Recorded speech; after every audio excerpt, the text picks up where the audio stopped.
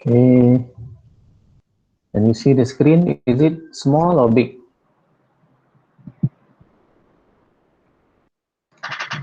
Yes, doctor. Big one or small? Big. Okay, good. Okay, we are in the class of MEC522. Okay, control engineering. I'm going to teach the class. Okay, my name is SOLEHUDDIN. You can call me Dr. Soleh. Okay, my room number is at Tower A, level 16, room 14A. Okay, this is my email. Okay, my email, UITM email, and also my Gmail. Gmail. Okay, and this is my office number, and this is my handphone number. Okay, so you can always WhatsApp me, okay, or contact me using WhatsApp or email. Okay, for this class, this is a 4 hours unit. Okay, 3 hours lecture and 2 hours lab. Yeah, lab. Okay, for part 6 student. And this is for course outcome.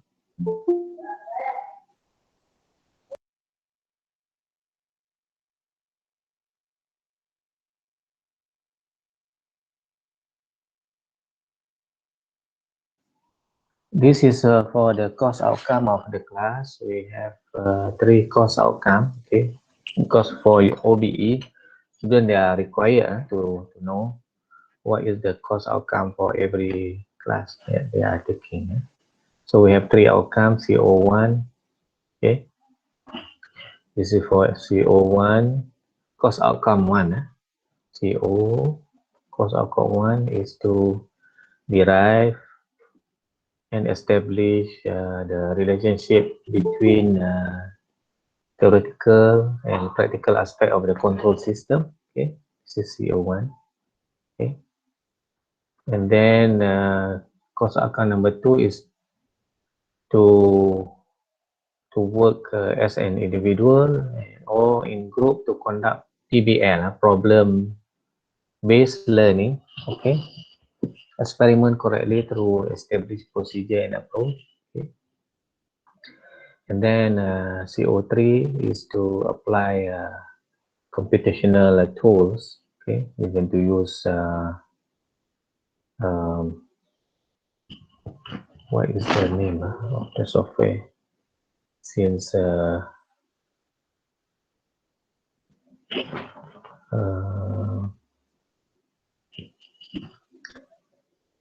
let me see.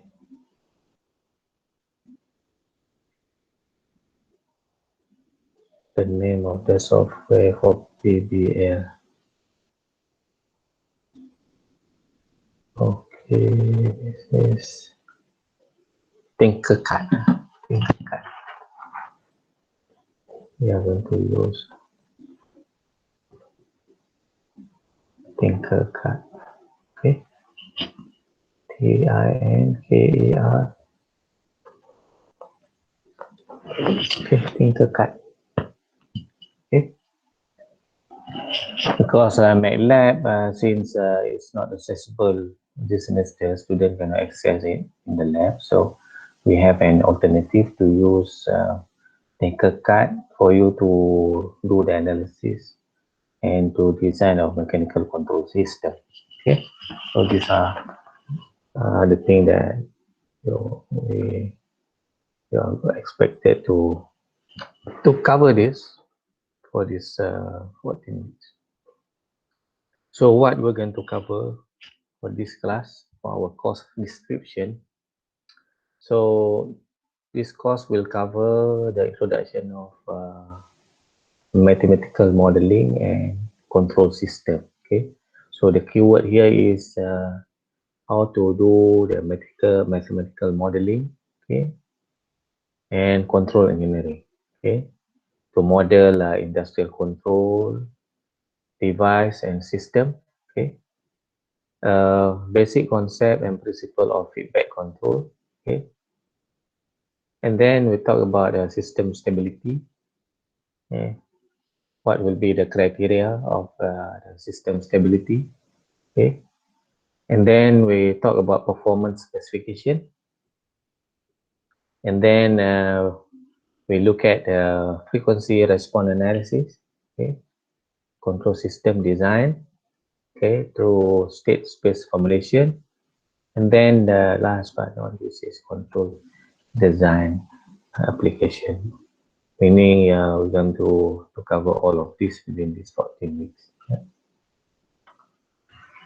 This is the course outline and our lesson plan. So what we're going to do for this week, okay, here's an introduction to control system, okay, and mathematical review, okay, because this class, we need to have a very strong fundamental of mathematics, especially of Laplace transform. We have to do to review on Laplace transform, and then what will be the elements of a control system. Okay, and then we look at open loop system and closed loop system, and then different type of controllers, different type of controllers and control actions. Okay, this is for what we're going to do for this week. Okay, and then the another topic which is for another 6 hours, we look at system model representation. Okay, we have a transfer function, and then we have state space representation, and then after that we're going to look at block diagram, and signal flow diagram. We have block diagram representation, and also we have a signal flow diagram. This is what we're going to do in the week 2 and week 3. Okay, and then after that, after we have covered system model representation, we look at what we call a mathematical modeling of engineering system. Okay, for this section, we're going to look at mechanical system, electrical system, electromechanical and electronic system, and then thermal fluid system. Okay,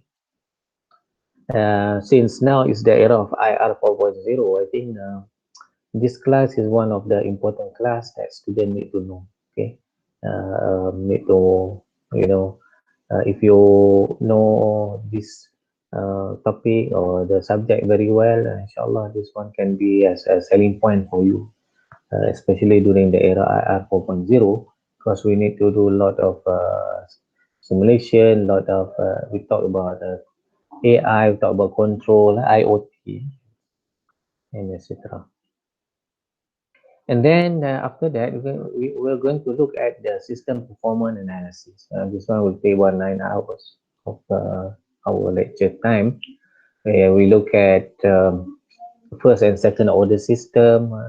We have a transient and steady state response, and then we talk about system stability. Okay, and then we look at different techniques such as Howey's stability criteria, and then we have also root locus method. These are different techniques that can be used to, to do or to perform a system analysis, what we call a system performance analysis.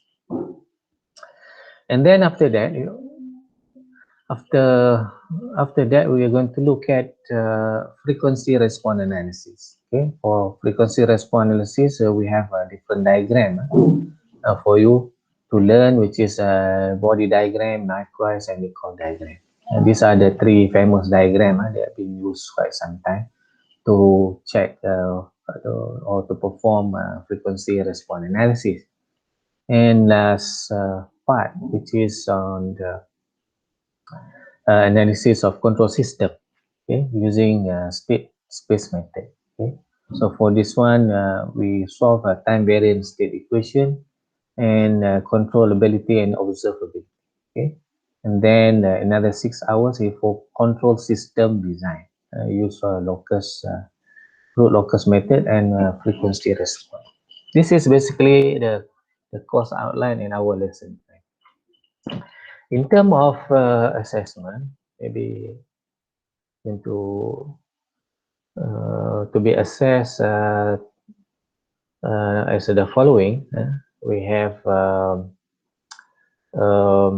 exam, ODL exam, which is this is worth 60%, and then we have continuous assessment. Okay, continuous assessment. We're going to have group project. Okay, group project and then individual project. So group project we're going to have a PBL, also um, individual project. Okay, and then you have quizzes. We're going to have quizzes. So altogether 20, okay, 40 plus 60. So in total, everything will be 100%. Okay. Our textbook.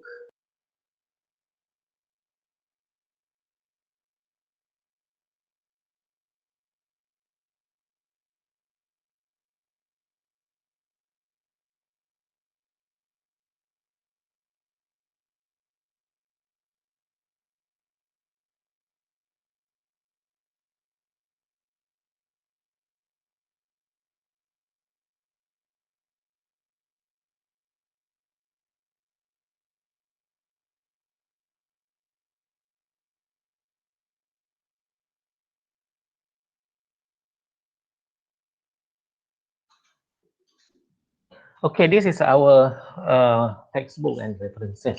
Okay, our main textbook is Modern Control Engineering, or GATA. Okay, and then these are the additional references. Okay, and also the handout that will be given to you during the lecture. Okay, all right.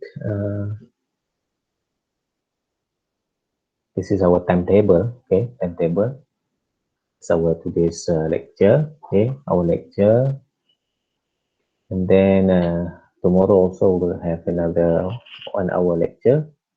And then after that, we're going to have practical, which is lab assignment. Okay, lab assignment, which is to expose you different type of the one that I have mentioned just now. Okay, which is IoT interface apps simulation, which is the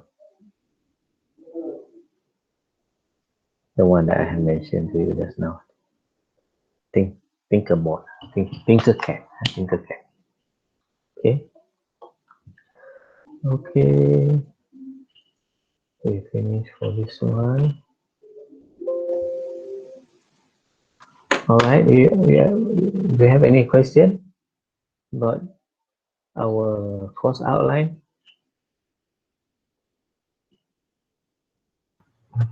Tak ada, Doktor. Okay. Good. Next one, straight away, we're going to have an introduction. Okay, of bit on the introduction. Okay. So just we take a very light one. Our first day of lecture today. Just we look at the introduction. Okay. Introduction to control system. Okay.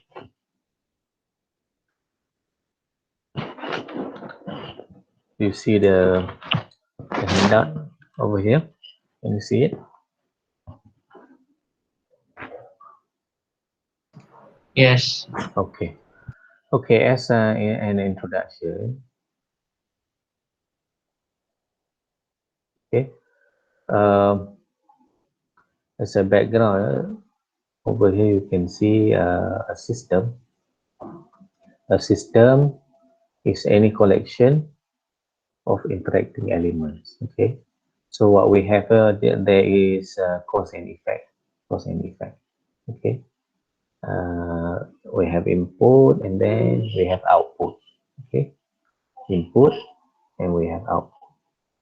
So when we say control system, basically control system is interconnection of a component, okay, to form system configuration, okay, which will provide a desired system response. So as I said, we have here cause and effect, okay, cause and effect. So when we have a control system, we have the connection between the component, okay, so that it can provide a desired system response. So what will be the objective of the control system? Okay, that's the main thing. What will be the main objective of our control system? Okay, so the main objective is of course to control the output variable. Okay, because objective for control system, you want to control the what will be the output. Okay, we have input, and then after that we have output. Okay, okay. So what happened in between is the thing that we're going to have some control. Okay, okay, using input variable. Okay, variable through elements. Okay, of the control system. Okay, the following I'm going to show you. I'm going to show you what we normally represent the system. So if you look at here, okay, this here, this is what we call a block diagram. Okay, this is block diagram. So now we want to represent the system. Okay, to represent the system, we use block diagram. So the keyword here is a block diagram. Okay, so every block diagram, it will have here, it will have input. Okay, and then this input will affect the output. Okay, we have input and then we have output. Okay, so input here I will represent as UT, and then this is the output. Okay, output. Okay, okay, and then in between we're going to have what we call what happened in this rectangular box. This is a system component. Okay, so for a component, okay, or the system, it may have more than one input. So what happened here, this system can have not only not unique, but it can have more than one input. Can be two, can be three, can be input, so that we can get what we call our desired output. Okay, so if you want to refer to this figure again, input signal. Okay, this input signal is represented by arrow. Okay, you can see this arrow. Okay, this arrow, we have also arrow here, and then this an arrow after this system component box. Okay, so what this arrow means, an arrow is pointing into the box, into the blocks. Okay, and then the output signal, okay, is represented by arrow pointing away from the block. Okay, and another thing is to be highlighted here also is variable. Sometimes signal can be known, or also can be known as variable. Okay, variable komponen umum. Okay. So in short, what you can see here is I can name this one, use different color. Okay. Okay, we have here input. UT is input, is an input signal. Okay, so this input signal can control. Okay, can manipulate, can control. It is within our control.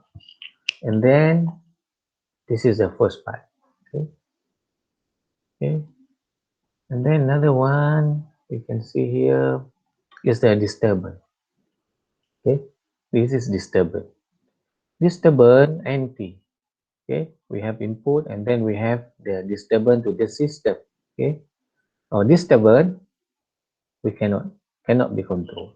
Okay, the disturbance cannot be controlled. Okay, normally disturbance they come from the environment. Okay, or due to parametric changes, the parameter that change and influence the our system. That's what we call the disturbance. So this one we can control, and this one is cannot be controlled. Okay, that is a bit about control system and then a representation of the system. Next one, we would like to look at the example. Okay, we look at one example here. Okay, uh, one example of the system is our motorbike. Okay, or motorbike. So our motorcycle we can consider it as a system. Okay, as a system. Look at here. It consists of this is a block diagram, representation of a motorcycle. What we have here is a throttle and then engine and then gear and wheel. Okay, so the throttle angle and the vehicle speed. Okay, so throttle angle and then the speed of the vehicle, okay, can be considered as an input. Okay, and output variable. We have here input and then we have output. Okay, you increase the angle, throttle angle, more angle, and then the effect is the motorcycle, the speed of the vehicle will increase. That's the effect. That's the effect. This is what we call input output variable. Okay, input output variable. So it can be shown by looking at this block diagram representation. Okay, and the variable are represented by blocks. Okay, and the output variable or component can be okay the input variable for another component. Okay, the output of one variable can be an input. Yeah, this is input and then will become output. Now this one become input. Input this will become an output. Now for this one become input and become output. So input here can be an output. So this is the meaning of this statement. Output variable of the component can be the input variable for another component. Okay, this is one example. We have many other examples. Okay, okay. The following, I'm going to explain also about control system. Okay, in general, just we read this paragraph. What is been stated here is the function of a control system. What the fungsi, the function. What is the function? The function of the control system. Okay, so the function of control system is, of course, is to control. Okay, source of power. Okay, uh, control source of power in which the output is controlled to be some function for the input. Okay, so that is the function of the control system. Okay, and the control system is normally associated with objective. So we ask about what the objective, what will be our objective function. Uh, uh, so everything that we do, of course, is going to associated with an objective. Okay, uh, what will be our outcome? Okay, what we expect to do. So we have the objective of our control system.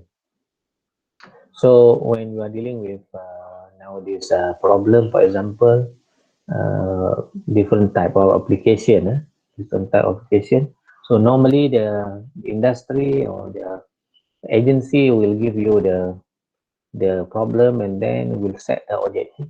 From the problem, we can set the objective. That's why the control system is normally with an objective. Okay, so the objective of the control system, as I mentioned in our earlier uh, our study plan just now, is we want to design a control strategy, okay, such as actual output is equal to the desired output. Of course, in between we're going to have a disturbance so that it will not be 100% as we desire. Of course, there are um, some differences, some lag tagging or shortcoming of it. Okay, another one that I would like to highlight also here is what we call an open loop control system. We know that there are two types of loop of the control system. We have open loop, and then we have another one closed loop. Okay, okay, there are the difference. So what is the difference between the open loop control system and closed loop? So we look at here the open loop control system. Okay, look at this diagram, block diagram. You can see here we have the input. Okay, and then we have here a controller, and then a control process. And then over here we have actuating signal U, and then control variable Y. Okay, control variable Y. So if you look at here, an open loop control system, okay, for open loop control system, the output has no effect on the control action. Okay, so meaning here that what we have here as an output has no effect on the control action. Okay, so the block diagram over here, it contains one signal path, okay, from input to output with no junction. So it's linear like this, there's no junction. Okay, one good example of open loop control system is a domestic oven. Okay, this is example of open loop control system. So what you can see here, for domestic oven, the temperature of the oven, okay, temperature of the oven depends on what? It depends on the how, you know, the setting, the number, the amount that we set, the temperature, as well as other quantities beyond control of the operator, such as ambient temperature, ambient temperature, and the efficiency of the heating element. That one is beyond our control of the operator. So the operator only know how to, to rotate the knob, okay, and set the temperature. And then what happened inside, such as ambient temperature, efficiency of the heating element is not apa, is not or cannot be controlled. That one is beyond the control of the operator. Here's an example of block diagram for domestic oven. We have an input setting, a controller, okay, and then we have current, the current flow, and then we have over here heating element, and then we have a heat flow rate, and then another time of heating element, and then you can see the temperature of the oven. Okay, so it's linear, straight, no junction. Okay. Okay, I have shown you open loop system. How about a closed loop system? And then after that, you should be able to tell me what will be the difference between closed loop control system and open loop control system. Okay, for closed loop control system, okay, the closed loop control system, It maintains a prescribed relationship between output and the reference input. Okay, by comparing them using reference as mean of control. Okay, so what is meant here is the system will have a feedback control system. There will be a feedback. Control signal Y is will have a feedback. Okay, and compare with the reference input. Okay, I will show you the how what does it mean. And then an example of it is a motorcycle speed controlled by a rider. Okay, this is an example. Okay, example of a closed loop system. We will have uh, motorcycle speed controlled by the rider. Okay, so rider will act as a controller. Okay, so if the rider is replaced by a device, this is controlled by automatic control system. Yeah, we look at here. We have this is a desired speed. Then we have a rider here. So the rider control, control, and then the throttle angle. Okay, throttle angle, and then what will happen to the motorcycle when you increase the angle, increase the throttling angle. Okay, so the motorcycle will increase the speed of it, and then this is what I'm saying is the speedometer. This is the feedback. Feedback control system. Okay, it's go back and then go back to the right. Okay, okay. This is close loop, close loop on.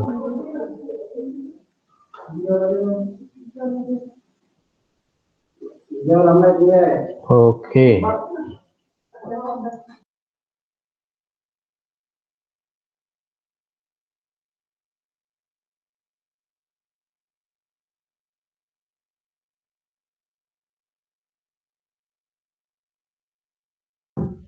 Now I proceed to continue of the effect of the feedback. Okay. Just now we mentioned about the closed loop control system. This system is known also as a feedback control system. Okay. So for the feedback, the effect of the feedback, what will be the effect of the feedback? Okay. So the effect can be as the following. So it will reduce the effect of parameter variation. Okay, that one will be the effect. Reduce. It can also reduce the effect of disturbance input. It can improve the transient response characteristic, and it can also reduce steady state. Okay. Um, some other example of a closed loop system. Okay, this is traditional example. We have steam engine. Okay, this is closed loop system. Water level regulator, servo mechanism. Okay, robot joint. Okay, these are some example of closed loop system. Okay, this is steam engine. Steam engine. This is the figure of okay. Other example. Water level regulator. Okay, while flow and water go inside, and then the servo mechanism. Okay, this is an example. Servo mechanism. We have angular position control of a rotational system. Okay, you can see input potentiometer with the angle of theta I. Okay, we have an amplifier. and then we can see the output potentiometer. Okay, we have motor, and then we have angle theta. Okay, with for this robotic arm. Okay, so this figure shows a schematic diagram of a robot arm position control. Okay, and we can correspond with the block diagram representation. Okay, this is the block diagram of servo mechanism block, servo mechanism, the block diagram of it. Okay, you can see here theta r. Okay, theta r, and then different representation. And over here, okay, you can see here we have a feedback of AA of the servo mechanism. Another example, briefly, I show you the robot joint. Okay, this is a robot joint. A joint schematic diagram. We have encoder, the commutator, and then the motor, and then we have a gear train, and then go back to the load, and then this is the the block diagram of robot joint. Okay. Okay. This is just a brief intro. Okay. And then later on we're going to go into detail. If you want to know further, maybe you can go through the handout given. Okay. Okay. Part 2 is to review Laplace transform. Okay. I will have only 10 minutes because we're going to stop at 3 today, and then we will continue tomorrow because I have to have a meeting with our management. Okay, we look at Laplace. Okay, Laplace transform. Okay, still remember how to solve ODE, ordinary differential equation. Okay, maybe some of you have this knowledge is rusty already. So going to refresh. You must refresh this week. I hope. Okay, try to do different example, refresh the fundamental of it, how to solve linear ordinary differential equation. Okay, so Laplace transform. Okay, so Laplace transform, we know that it is a tool. Okay, used we use a lot in this class. So the process of to find the solution, it consists of three steps. You have given ODE transform into algebraic equation, and then step 2 we have subsidiary equation solve. Okay, using purely algebraic manipulation, and then step 3 is the solution. Step 2 we retransform, and then the resulting in the solution of the given problem. So we have an initial problem, and then algebraic problem, and then solving uh, by algebra, and then solution.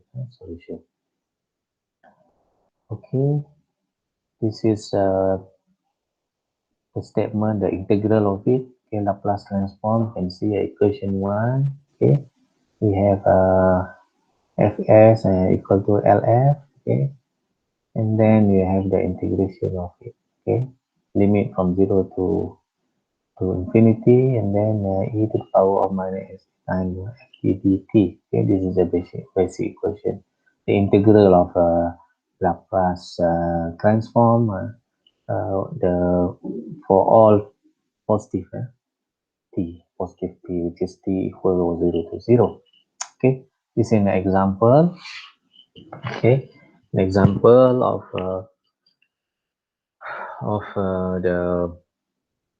the function. Okay, example 1, if f equal to 1 when t equal to more, equal to more than 0.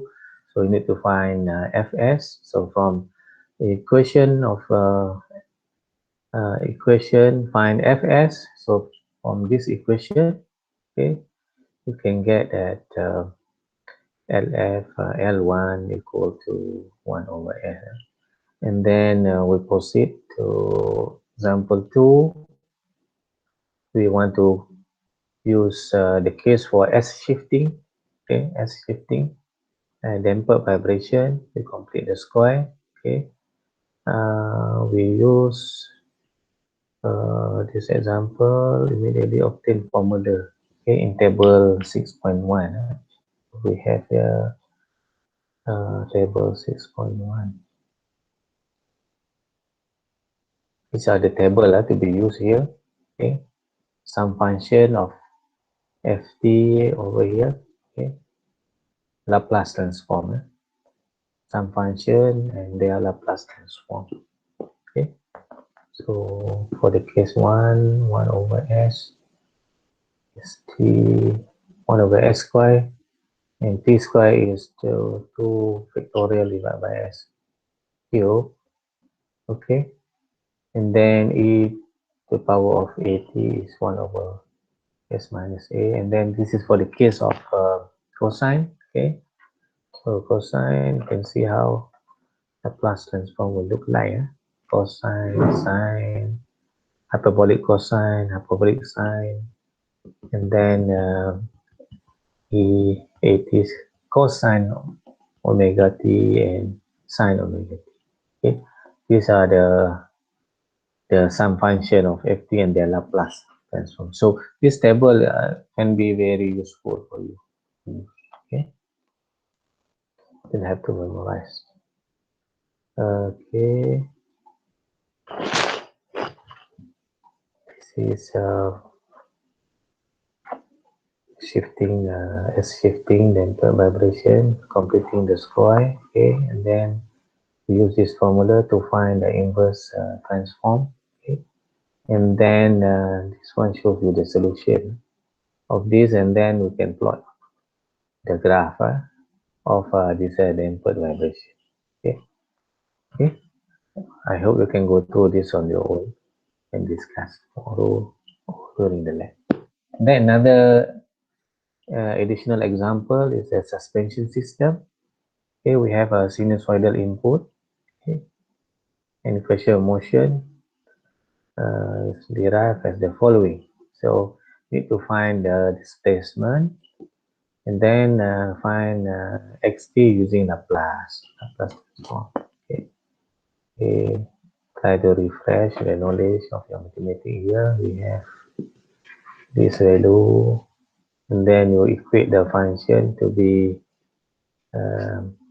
plus 25x equal to 4 sine 2t, and then we have a non-homogeneous ordinary ODE with IP of input ft, and then you take Laplace transform, refer to the table 1.1. Okay, so you write in this form. Okay, and then you can get the value of x xs, and then you use a partial approach, partial fraction approach. Okay, and then you expand the term, and then eliminate the denominator, and then you can write in term of s1, s2, and s3. S1, s2, and s3, and then you can solve the unknown here. Okay, and substitute into the equation, and then at the end you're going to get as the following. Okay, in this form, and then s x s, and then xt, and then all of this you can plot the graph of this equation. Okay, my last note, I think for your exercise, okay, for the class exercise, extended exercise, please find a Laplace transform of the following function. Show your work in detail. Try to do this one. Number one. If you have a MATLAB, you can, you know, you can use your MATLAB to verify question 1 and then find inverse Laplace. Okay, and then find the inverse Laplace transform. Okay, and this one you can verify. These are um, the list of questions that you can try on your own, okay? To refresh your fundamental knowledge of Laplace. Okay, guys, I think that's all for now. I'll see you tomorrow. By the way, I will give you the